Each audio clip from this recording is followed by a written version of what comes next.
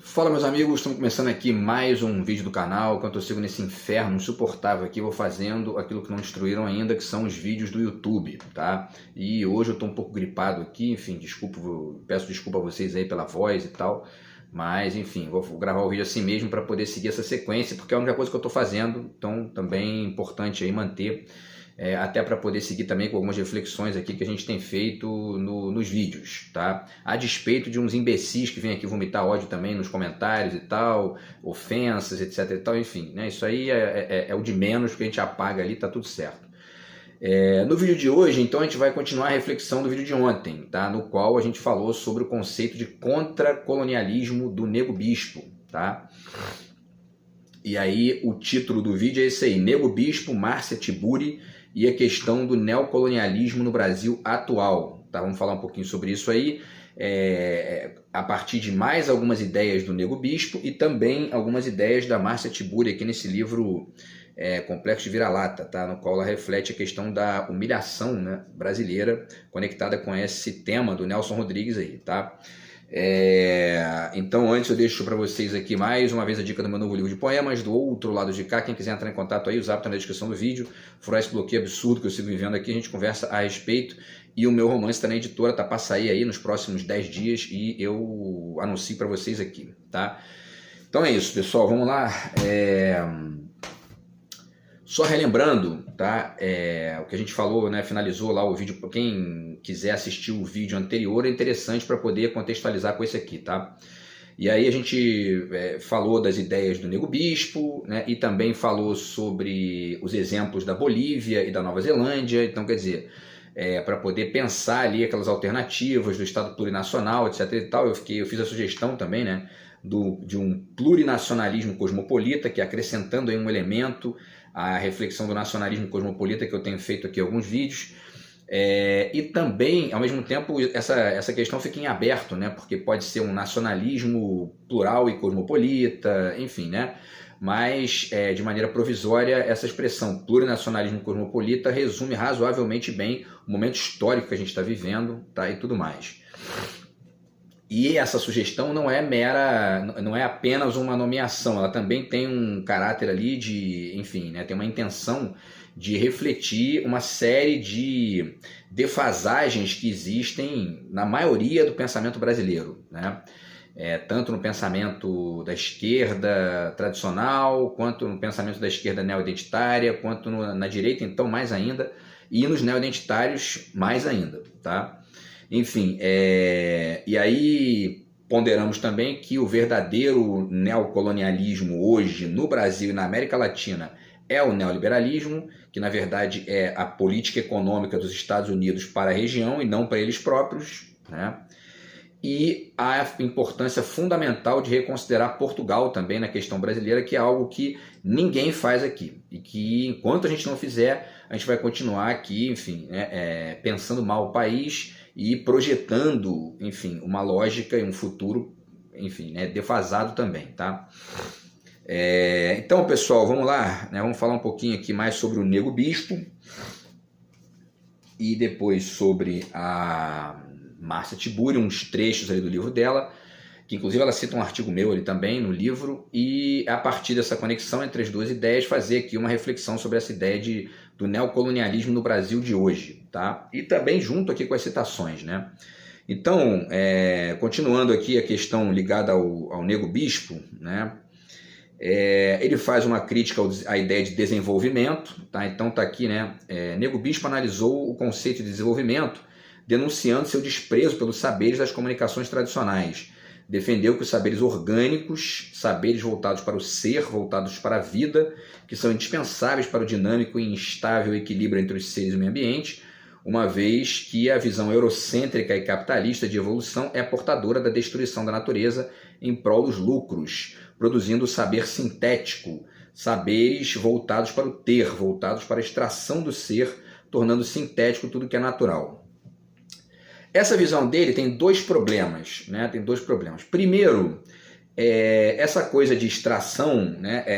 A gente acaba caindo, quando a gente faz essa distinção entre ter e ser, a gente acaba caindo numa defesa, numa certa defesa idílica da natureza como algo que é intocável e que não muda e que enfim, né, é digno ali de um distanciamento radical no sentido de não mudar nada e tudo mais, que inclusive é algo que se contradiz com uma outra perspectiva dele, que pondera que uma das consequências do pensamento eurocêntrico e tal seria justamente a de entender que o homem é separado da natureza. Se o homem não é separado da natureza, então da mesma maneira que ele respeita a natureza, quando ele entende isso, ele também a modifica, porque a natureza também é mudança, né? Ela não é só algo fixo, que está ali parado e intocável, né? E aí há também um outro problema quando ele fala, quando ele diz que o problema é justamente a visão eurocêntrica e capitalista da evolução e portadora da destruição da natureza em prol dos lucros. É fundamental que a gente entenda os limites, né, da natureza e uma forma inteligente de usar a natureza. Muita gente fala sobre a ideia de reciclagem, né? Isso já está aí funcionando há muito tempo, com bons exemplos e maus exemplos. A gente tem que ir, né, peneirando os bons exemplos e, enfim, jogando fora aquilo que não está aí funcionando bem. Porém, o problema todo é o seguinte, né? Essa perspectiva neo-identitária, especialmente quando ela é étnica, ou seja, né, dos indígenas, dos quilombolas e dos negros, quando eles centram a questão da crítica ao capitalismo na Europa, eles estão ignorando completamente a geopolítica da América, assim, de maneira radical, e também as diferenças entre os Estados Unidos e a Europa. Naquilo que existe ali né, enfim, a Europa está aí com todos os seus defeitos lá e tudo mais, mas tem caminhado para formas mais inteligentes ali de sociedade que os Estados Unidos não têm vocação para chegar lá, né? E aí é interessante a gente pensar isso. E para além disso, já falamos disso aqui no vídeo passado, existe o fato inquestionável de que a pressão ideológica e mesmo pressão de golpes, né, que a gente tem aqui no Brasil e na América Latina de maneira geral, vem dos Estados Unidos, não vem da Europa. A Europa praticamente não interfere aqui na economia e na política da América Latina, nem de longe, né, da forma como os Estados Unidos fazem, né? A maioria esmagadora, ou se não todos os golpes que foram dados aqui no Brasil, foram dados a partir de uma perspectiva dos Estados Unidos, né? Então, enfim, golpe militar em 64, esse golpe contra Dilma agora também, que muita gente fica dizendo aí, como veio lá um bobalhão para fazer um comentário lá na minha rede, né, aqui no YouTube, né, dizendo que, não, porque você ignora que 90 milhões foram recuperados. Eu não ignoro porra nenhuma isso, né? Isso aí aconteceu. O problema é transformar isso no maior evento de corrupção de todos os tempos. Isso é estupidez, né? Porque os prejuízos gerados pelo juiz Moro, pelo Dallagnol, fora os crimes que eles cometeram, são assim milhares de vezes maiores do que o dinheiro que eles arrecadaram. E casos de corrupção existem em todo lugar do mundo. Vejam o documentário Corporation, né, que cita lá os trocentos casos de corrupção das empresas dos Estados Unidos, e essa gente fica achando que o problema é a Petrobras, o problema é o Estado brasileiro, quer dizer, né? Enfim, quem pensa assim está no mínimo numa posição ingênua, né? Enfim, então essa questão, essa perspectiva dele de desenvolvimento é problemática, a crítica que ele faz ao desenvolvimento é problemática. E me lembra também um pouco enfim, os conflitos, no bom sentido do termo, né, entre a Marina Silva e o Ciro Gomes na época do governo Lula, né, quando eles estavam ali conectados, né? Quer dizer, a Marina defendendo uma posição mais radical no sentido da defesa do meio ambiente e o Ciro Gomes defendendo uma posição, enfim, de que, beleza, a gente tem que proteger o meio ambiente, mas o país precisa também criar empregos, precisa se desenvolver, e a gente precisa entrar no jogo do petróleo sem ingenuidade, porque está todo mundo jogando isso, né? Então tem que equacionar isso de uma maneira interessante, e não dá para fazer isso, enfim, defendendo a natureza como algo intocável. Ao mesmo tempo também não dá para ser ingênuo de ignorar a importância da natureza, etc. e tal. Quer dizer, é uma questão de equilíbrio entre essas duas forças, e que esse tipo de pensamento que entende a natureza de maneira idílica, intocável, é tão ingênuo quanto o do capitalismo desenfreado, a luta pelo lucro e, acima de tudo, que é uma coisa estúpida que a gente está vivendo aí com essas queimadas e com todo o resto, né? Bom, e aí já falamos da ideia dele de contracolonialismo, e tem uma outra ideia aqui dele de cosmofobia, que eu também queria falar rapidinho isso aqui, que ele diz, né? A cosmofobia é um conceito cunhado pelo Nego Bispo, que argumentava que os saberes populares das comunidades denominadas tradicionais carregam diversos e valiosos entendimentos sobre as variadas formas de viver, ver e sentir a vida, antagonizando com a cultura dominante reproduzida como monocultura, né? E aí ele repete a crítica à Europa, né? Ele fala que a cosmofobia poderia ser considerada como a disseminação de valores oriundos da crença eurocristã monoteísta, determinando ideias e práticas que organizam nossa relação com a Terra, exploração, trabalho, castigo e divino, um único Deus. Ou seja, a cosmofobia se caracteriza pelo medo e ou rejeição das formas de compreensão do cosmos não europeias que integram o ser humano e a natureza em um equilíbrio dinâmico, tá? Isso aqui, existe uma crítica legítima aqui, né, que é a ignorância do Ocidente, né, entendido de maneira mais ampla, aí, né, para não ficar só na Europa. O Ocidente branco e urbano e etc. e tal, dos saberes das culturas originárias e tradicionais. Isso realmente existe, né, e sempre existiu aí desde sempre, né, desde o colonialismo até hoje. Agora, uma coisa é você entender isso, outra é você generalizar e achar que hoje todo mundo continua funcionando dessa maneira, na tal cultura ocidental branca e etc e tal, e taxar, né, generalizar a cultura europeia como uma monocultura. Isso é tão ingênuo quanto, né? Isso é vingança. É uma vingança ingênua, é uma generalização, né? É uma inversão da generalização que acaba sendo mais do mesmo, né? Então, assim, dizer que a cultura dominante ela é monocultura é ingênuo, não é uma monocultura. Existem várias, enfim, né? Poderia citar aqui milhares de contribuições interessantes da Europa, até dos Estados Unidos mesmo, para a cultura mundial, ocidental, etc. e tal. E se você começa a ignorar isso e colocar isso num patamar de mera bosta, né? Você está caindo no mesmo erro dos imperialistas, das antigas e dos neo-imperialistas, tá? E aí, quando ele diz, então, né, que os saberes populares e das comunidades denominadas tradicionais carregam diversos valores e entendimentos, e valiosos entendimentos e tal, isso é um fato, né? Agora, também existem questões a serem criticadas nas culturas tradicionais, nas culturas ou dialetizadas, ou postas em debate, etc. e tal. Isso aí é inegável também, né? Não existe cultura perfeita. O Mia Couto tem texto falando sobre isso, né? Não existe cultura perfeita, cultura intocável, cultura inquestionável. Não existe isso, né? Existem experiências, né, boas e ruins, e para uns melhores, para outras piores, e a gente tem que entender essa coisa dessa maneira. Porque senão o resultado disso é o que eu falei no vídeo anterior, né? Você acaba numa posição que você se isola, né? E fica ali meio que, né? Eu fiz uma anotação aqui que já vale a pena até ponderar, que é um pouco o que eu entendo, o que eu entendi aqui de um certo efeito que comparece na visão do Nego Bispo, né? O Ailton Krenak, no livro dele, né, ele diz que ele se sente refugiado na própria terra. O Nego Bispo, ele defende uma posição meio estranha, que parece que ele mistura o refugiado do Agamben com a antropofagia do Oswald, né? Quer dizer, ou seja, ele defende ali uma lógica do diverso como a única coisa que existe, né? Enfim, que também é estranha, porque ele mistura esse diverso com o tradicional, então quer dizer, é uma coisa estranha, né?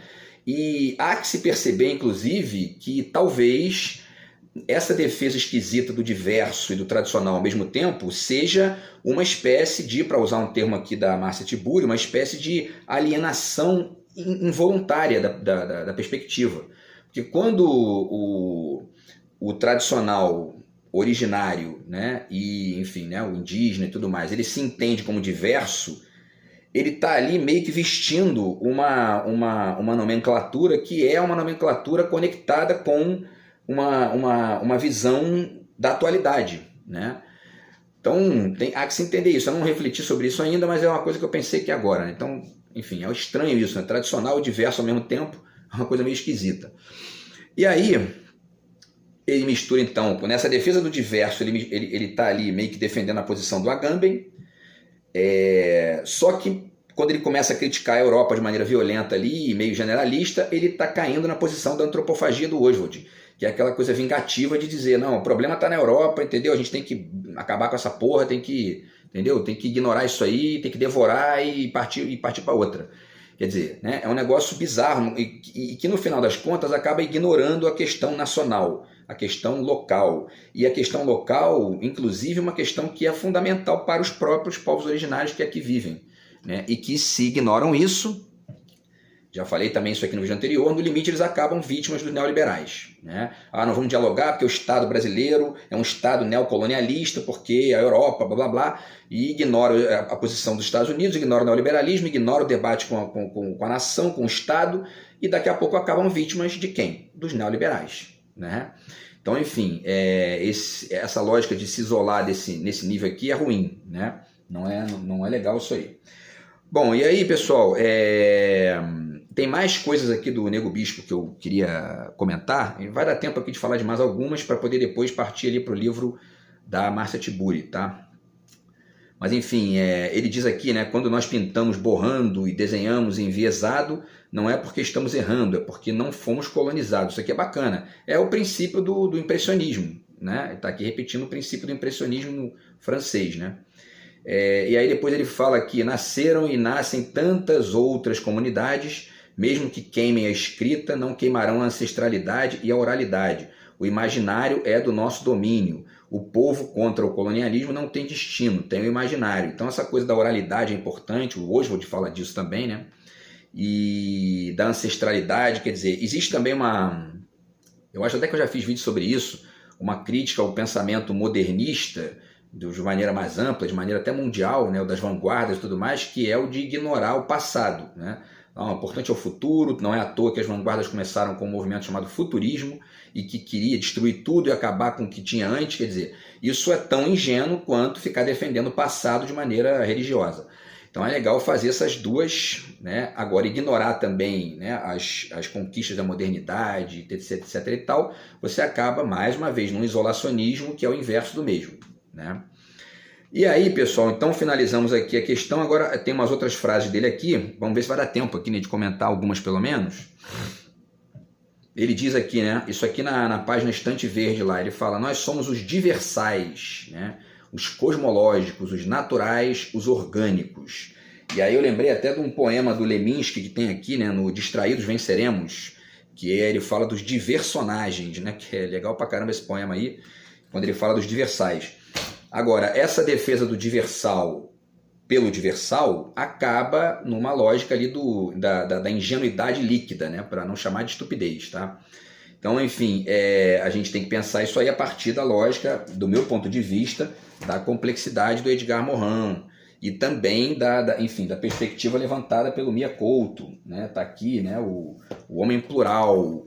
O homem plural do Mia Couto é um homem complexo, que considera a raiz e a asa, ou seja, considera o local e considera também o global, considera enfim, né, o originário, o tradicional, etc e tal, e também considera o cosmopolita, considera a globalização, considera o diálogo com as outras culturas, inclusive as outras culturas da nossa própria nação, né? Aqui entender isso aí também. Então, quer dizer, sem perder de vista, né, citando aqui o Jefferson Tenório, a questão da singularidade de cada povo, de cada pessoa, isso também é importante de ponderar aí, tá? Então, enfim, a complexidade é isso, senão a gente fica defendendo o diverso pelo diverso e aí esquece que existe o que existe a nação, que existe o local, né? Agora, é também uma coisa meio estranha, que essa mistura do diversal e do cosmológico com o natural, né? E meio que ignorando aí, enfim, né, a Europa e tudo mais, tá? Então também tem que pensar isso aí. Aí depois ele fala que enquanto a sociedade se faz com os iguais, a comunidade se faz com os diversos. Eu acho que a sociedade, a comunidade, o país, a nação, etc e tal, a vizinhança e tudo mais, se faz tanto com os iguais ou com os semelhantes, quanto com os diversos, né? Quando a gente consegue entender isso, a gente... enfim, entende melhor a vida, minimiza os conflitos e tudo mais, né? Não que eles não vão acontecer, mas a gente entende ali um pouco melhor como é que funciona a coisa, né? Senão a gente fica achando que o nosso grupo é o único que há, e isso também é perigoso, né? Porque isso aí já gerou muita coisa bizarra na história da humanidade aí, né? Depois ele fala da cosmofobia, que eu já falei a respeito, né?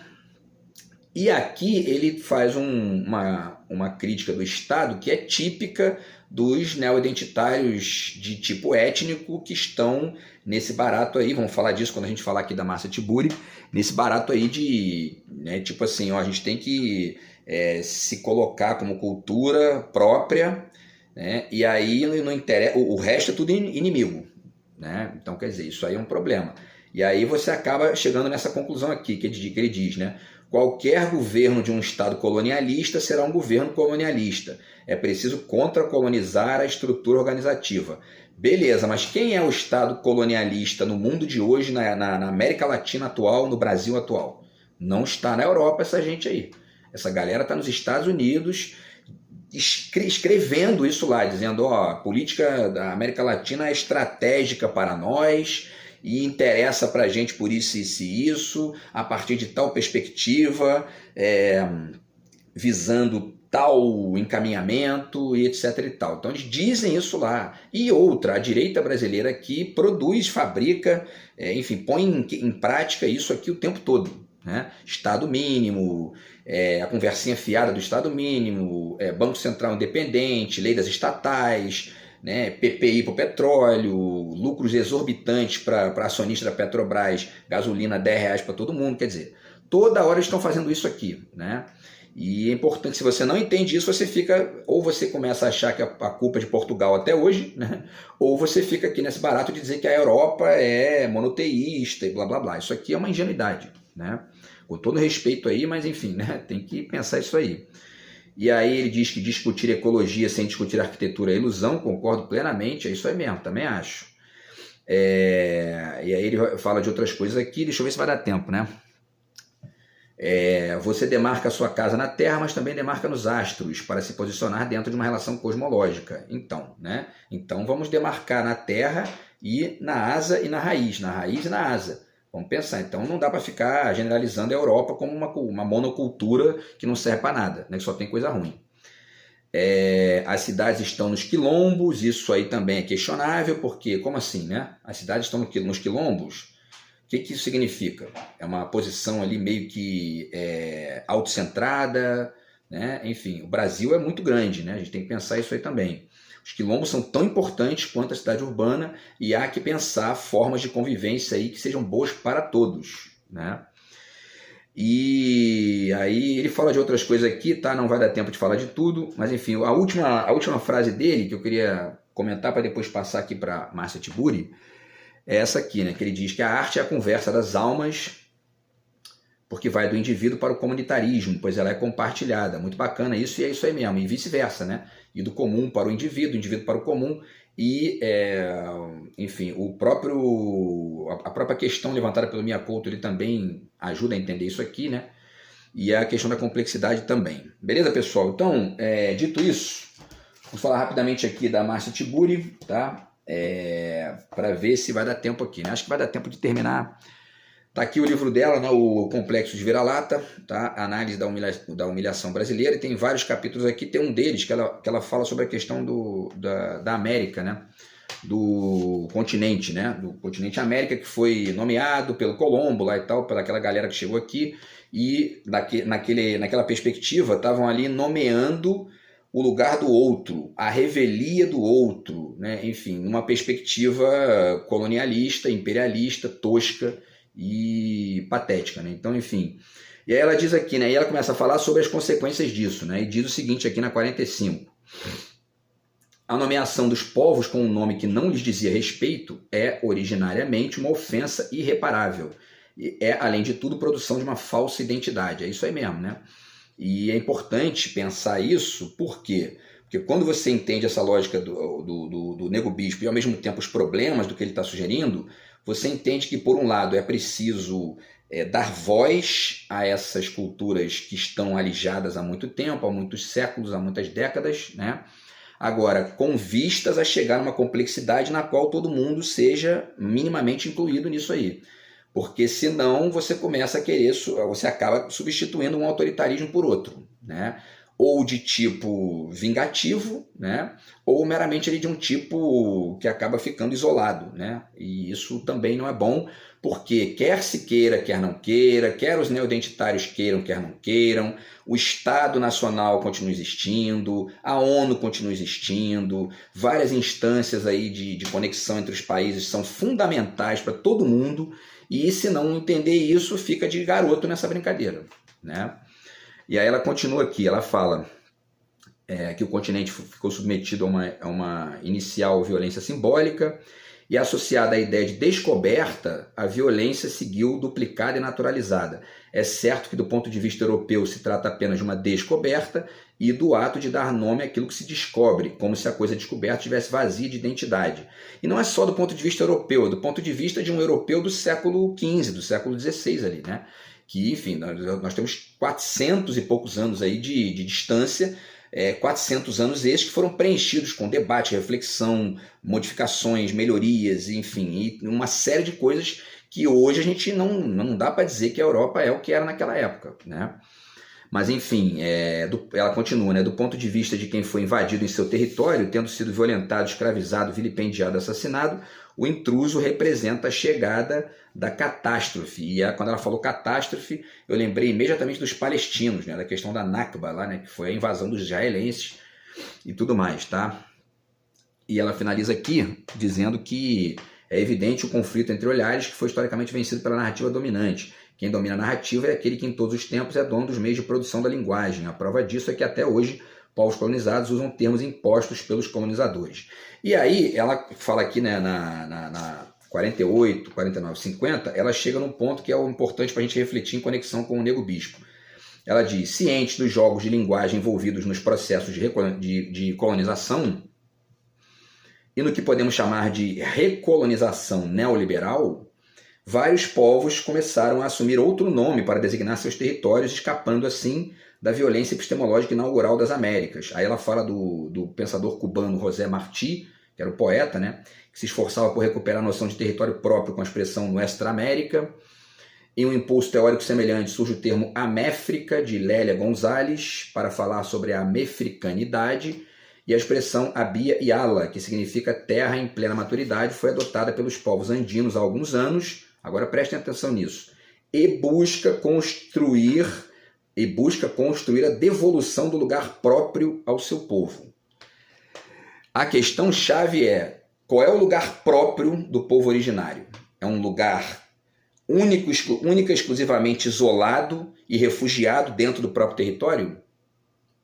Ou é um lugar que tem as suas especificidades, mas que também tem que ter conexão com o Brasil, como país, com a cidade, com o Estado, né, e tudo mais. Respeitadas ali as especificidades e tudo mais. Porque se o povo originário entende que o importante é isso, é buscar o seu lugar próprio, ponto, acaba no isolacionismo que inevitavelmente vai colocar a Europa como um inimigo, como uma monocultura a ser, né, ignorada e ultrapassada, e no final das contas vai cair vítima dos neoliberais. Esse é o ponto, tá? Se não pensar para além disso, o resultado vai ser inevitavelmente esse. E aí ela finaliza dizendo, assim, os povos colonizados, humilhados pela colonização, ao serem colocados hipnoticamente em um lugar conceitual e epistemológico que não seria o seu, em um deslocamento que só é possível pela lógica da medida, por uma operação mágica de nomeação, acabam por se livrar da magia ou da hipnose colonial imposta. Maravilha, maravilha. Agora, o problema é cair em outra hipnose, né? Que é a hipnose da diversidade desconectada da discussão do país. Você acaba um refugiado antropófago dentro do seu próprio país e, enfim, né, negando o restante do país, negando o que tem de fora, e isso não ajuda, né? Então é importante pensar isso aí também, tá? Em conexão com essas questões aqui levantadas pela Márcia Tiburi aqui nesse livro aqui, beleza? Então é isso, pessoal. Acho que a reflexão sobre o Nego Bispo foi mais ou menos essa. Tinha mais coisa aqui para falar também, né? Mas não vai dar tempo. E aí eu deixo isso para próximos vídeos aí, outras discussões que a gente fizer aqui, desenvolvendo mais essas ideias, beleza? Então é isso, a gente se fala aí no próximo vídeo do canal. Grande abraço aí, tamo junto. Fui.